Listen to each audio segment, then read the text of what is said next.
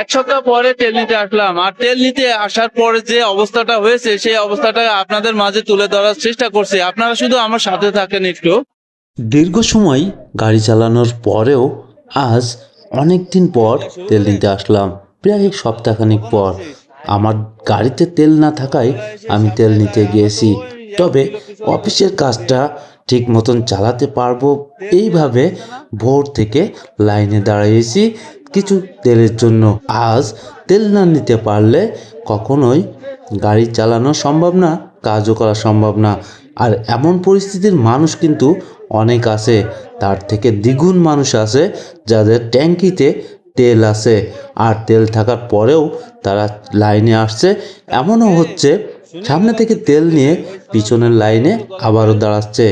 এই মানুষগুলো কেন এমন করছে জানি না, যেখানে রেগুলার নিয়মিতভাবে আমরা তেল পাচ্ছি সব জায়গা থেকে, অথচ স্বাভাবিকভাবে কাজ না করে অস্বাভাবিক তৈরি করছি আমরা নিজেরাই। যেখানে আমাদের লাইনে দাঁড়ানোর কথা সেই লাইনে দাঁড়িয়েও তারা হট্টগোল শুরু করেছে। চারিপাশে মৌমাছির মতন এসে কাউন্টারে ভিড় জমাচ্ছে। লাইনে যারা দাঁড়িয়ে থাকছে তারা কিন্তু এগোতেই পারছে না সামনের দিকে। এমন পরিস্থিতি কেন বাংলাদেশেই হয়? এরা কোনো দিন কি মানুষের কাতারে আসবে না? মানুষ হলেও এরা মানুষের ব্যবহার করতে পারে না, এমনটাই পরিস্থিতি।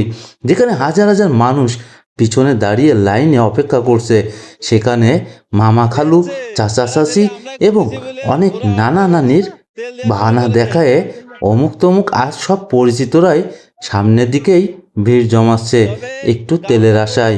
তারা যদি লাইনে দাঁড়িয়ে নিয়ম মেনে চলতো তাহলে কিন্তু তেলের সমস্যা হয় না, সবাই তেল পেয়ে ফিরে যেতে পারতো। আবার কিছু মানুষ আছে তেলগুলো নেওয়ার পরে চলে যাচ্ছে বাসায়, আনলোড করেই নাকি চলে আসছে পাম্পে। আর এমন অবস্থা হচ্ছে বেশিরভাগই দূর দূরান্তের গাড়িগুলোই। আর এই দূর দূরান্ত গাড়িগুলো অবশ্যই আমি যশোর সদর থেকে ভিডিওটা করেছি, আমি জানতে পারছি মনিরামপুর কেশবপুরের মানুষ নাকি এই কাজগুলো বেশি বেশি করতেছে, সেখানেও কিন্তু পাম্প আছে। তবে আমার দৃষ্টিতে এর সমাধান আসতে পারতো, কারণ নিজ এলাকার মানুষের যদি তেল সাপ্লাই করতো তাহলে খুবই ভালো হতো। কারণ এক জায়গায় দাঁড়িয়ে ডবল তেল নেওয়ার নাম করতে পারতো না। আরেকটা কাজ হচ্ছে, সেটা প্রতিটা পাম্প যদি 500 টাকার নিচে তেল না দেয় তাহলে অনেক মানুষ আছে যাদের 500 টাকার তেল নেওয়ার ক্ষমতা নেই তাদেরকে সরে যাওয়ার জন্য। কারণ 500 টাকার তেল নিতে গেলেই ওভার ট্যাঙ্কি হয়ে যাচ্ছে। এই মানুষগুলো কেন এমন করছে?